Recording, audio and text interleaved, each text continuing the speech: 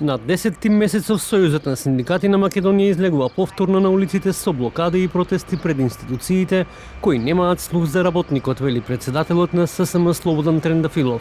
Посочи дека кога веќе нема слух на власта, работниците ќе бараат функционерите да се ги намалат платите, бидејќи функционерите водат инает со работниците кои едва и преживуваат. Остануваат на ставот 600 евра минимална плата и плюс 100 евра за останатите. Вчера истече рокот кој илјадници работници им го дадоа на пратениците во собранието да направат брзи измени на законот за минимална плата, со кој минималната плата ќе се зголеми на 600 евра, а останатите плати ќе се зголемат за разликата од зголемувањето на минималната плата или најмалку за 6000 денари. Игнорантскиот однос кој го покажуваат и пратениците кон работниците, токму кон оние кои ги бираат да седат во удобните пратенички фотели и да ги уживаат удобните пратенички функции и бенефиции, на 10 февруари го блокираме собранието, ги блокираме пратениците и ќе предизвикаме да не можат да наплатат патни трошоци, а меѓувремено да поминат покрај работниците и да им образложат зошто тоа тие ќе имаат право на зголемување на нивните плати, затоа што молчат.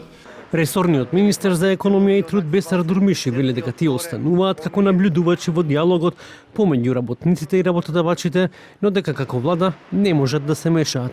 Зошто се исклучуваат како влада од трипартитниот диалог, Дурмиши не одговори. Рече дека и тие ќе носат одлука да не се ги зголемат нивните плати. Четврток имаме состанок со представници од синдикатите од УПОС, идните денови ќе имаме состанок ќе имаме седница во економски-социјален совет, каде што ќе бидат присутни најверојатно и синдикатите и работодавачите, што ќе произлезе од таму, кој предлог ќе биде.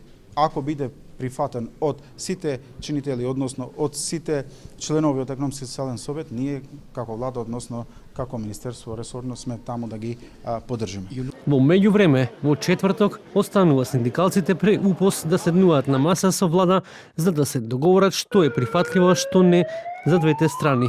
Од друга страна, од Сојузот на синдикати на Македонија велат дека генералниот штрајк не е исклучена опција, но и дека за сиромаштијата на граѓаните власта треба да понуди излез, а не да се дистанцира и да води инат.